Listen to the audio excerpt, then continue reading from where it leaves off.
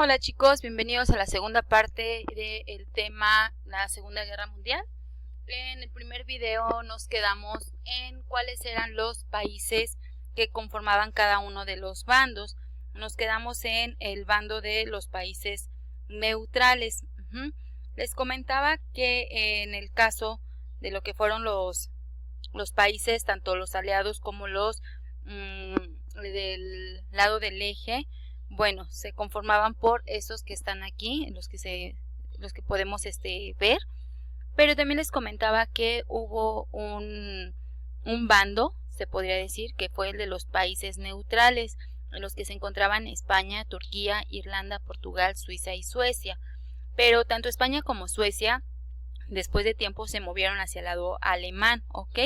Obviamente los estaban apoyando tanto políticamente como militarmente. España envió lo que fue la División Azul, que fue el que luchó en el frente ruso, y los suecos, muchos suecos fueron voluntarios para integrarse en la SS y así mismo también combatir con ellos. Suecia fue muy importante por no solamente el grupo que dio para luchar, los que se agregaron a este ejército, sino también porque le daba a Alemania el acero y la maquinaria. En lo que se refiere a lo que es la capacidad militar antes de comenzar el conflicto, pues Alemania superaba claramente a Francia y Reino Unido, tanto en cantidad como en calidad de armamento. Imagínense, en 1940 contaba con 139 divisiones, 3.500 carros de combate, 5.200 aviones, y el ejército francés 101 divisiones, 2.800 tanques y más de 1 millar de aviones. Y Reino Unido, aunque sí tenía una supremacía naval, solamente tenía 1.700 aviones. Hay que recordar que esto obviamente fue cambiando conforme fue avanzando la guerra, porque acuérdense que se cambian los papeles, ¿ok? Recuerden que los papeles se intercambian, primero Alemania tiene el poder y después termina siendo vencido. Vamos a hablar un poquito de esto. Tenemos las tres fases de lo que es la guerra.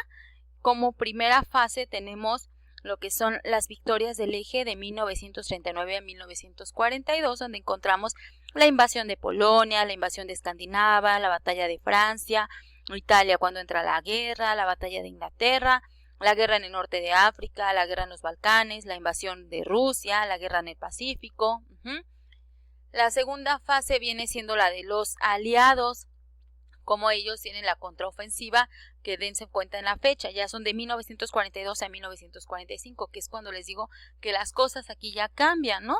Aquí ya viene a ser derrotada Alemania en el norte de África, Rusia, la ofensiva soviética, Asia, los reveses de Japón, la invasión aliada de Italia, el desembarco de Normandía en Francia, y la última parte, que es el fin de la guerra. Antes de llegar a lo que es el fin de la guerra, chicos, sí les pido de favor que si tienen un poquito de tiempo en cada una de las batallas, invasiones, guerras que les mencioné en las dos diapositivas anteriores, traten de investigar un poquito, que vean de qué trata. Yo no se los digo porque el tema, les comentaba, es muy extenso y pues realmente nos vamos a llevar muchísimo tiempo en esto. Entonces trata de hacerlo tú individualmente para que conozcas un poquito de la historia. La historia de la Segunda Guerra Mundial no nada más se trata de los judíos y Hitler, abarca mucho más. Les comentaba también de lo que es la batalla de la invasión de Pearl Harbor, el ataque de Pearl Harbor, que también es algo muy interesante, de donde desata lo que es la venganza, por así decirlo, de Estados Unidos hacia Japón, lanzando las dos bombas, ¿no? Hablando de Pearl Harbor, les comentaba en el en vivo de Facebook, si no has tenido oportunidad, chécalo, que fue una batalla muy, muy importante o muy estratégica por parte de Japón, porque fue sorpresiva. Esta se dio el 7 de diciembre de 1941, y no solamente es Pearl Harbor, que está ubicado en Hawái, sino que, que fuera territorio estadounidense, sino que era la base naval de los estadounidenses. Y lo hicieron con el objetivo de evitar que Estados Unidos pues tuviera participación en la guerra, ¿no? Lo cual pues obviamente le salió contraproducente, porque les comentaba, es cuando sí, obviamente le va muy mal a Estados Unidos durante ese ataque, pero tienen un revés, que es cuando lanzan las dos bombas. En el video comentaba por ahí los nombres de las bombas, que incluso me comentaban que hay una película que habla de ellas. Se llaman Little Boy y Fat Man. Estas dos bombas fueron consecuencias de este ataque a Pearl Harbor y se dieron durante las fechas de 6 y 9 de agosto de 1945, en donde logran la rendición de Japón con estas bombas, y obviamente así es como da fin la Segunda Guerra Mundial. Una vez más, ¿dónde se localizan estas bombas? O bueno, donde fueron el lugar del ataque, en Hiroshima y Nagasaki, y le da esto victoria a los aliados, ¿ok? El saldo de esta guerra, chicos, pues realmente fue atroz. Se calcula que murieron entre 80 y 100 millones de personas, de las que una cuarta parte eran militantes y el resto civiles. Además, millones debieron abandonar sus lugares de origen e instalarse en otros sitios debido a que temían por sus vidas o eran objeto de persecuciones, como es el caso de los judíos, entre otros. El 70% de la planta industrial de Europa resultó destruida, lo mismo que una cantidad importante tanto de casas, edificios, terrenos, etcétera. Nosotros sabemos todo lo que conlleva una guerra y las consecuencias. Pero pues algo sobresaliente les comentaba el por qué esta guerra fue atroz, es por el número de muertes, el número de daños. Imagínense, se necesitaron muchos millones de dólares, alrededor de 13,000 millones, para reconstruir el paisaje y echar a andar de nuevo la producción. Sin embargo, la economía de Estados Unidos cambia, crece de una forma espectacular. Antes de la guerra compartían con Reino Unido la primera posición mundial entre las naciones industrializadas. Al término de esta Segunda Guerra Mundial se vuelve una potencia tanto económica como militar, ¿ok? Entonces, con esto damos fin a la Segunda Guerra Mundial. Para adentrarnos un poquito más acerca de lo que es el Holocausto, si ustedes recuerdan, es uno de nuestros temas o aprendizajes esperados. Este Holocausto da origen en el año de 1933, efectivamente, con la subida de Hitler a poder, como ya lo sabemos. Él, se los había comentado en clase, les mencionaba o les hacía creer a los alemanes que los judíos estaban tramando algo para adueñarse de Alemania, ¿no? Digo, por resumirlo, ¿no? Y así es como provoca el odio de los alemanes hacia los judíos. Este ataque se divide en tres principales años o en tres principales partes. En el año de 1933 se realiza lo que es la quema de los libros, que se da inicio el 10 de mayo de este año, y se da específicamente por estudiantes, profesores o miembros del partido nazi, obviamente todos alemanes, en donde quemaban todos los libros que no fueran de autoría de un alemán o que las ideas fueran contradictorias o no tuvieran nada que ver con la ideología nazi. Este es el inicio. Obviamente fueron muchos estudiantes afectados.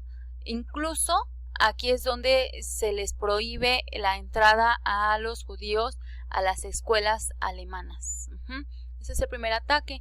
El segundo ataque, bueno, dentro de esto, quema de libros, obviamente también muchos autores salen afectados, obviamente escritores judíos, marxistas, pacifistas, en fin, ¿no? Salen afectados muchísimos. Pero bueno, dentro de la segunda parte o de la segunda fase de este ataque hacia los judíos es en 1935 cuando se dan las leyes de Nuremberg.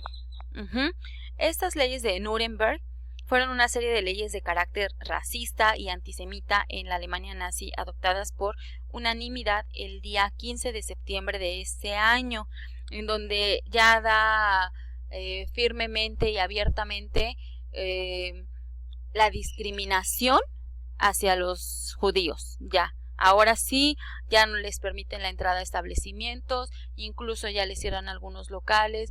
Todos los judíos ahora sí son atacados, que es en este lapso de tiempo donde muchos alcanzan a emigrar a otros países, sobre todo en lo que es América, ¿ok?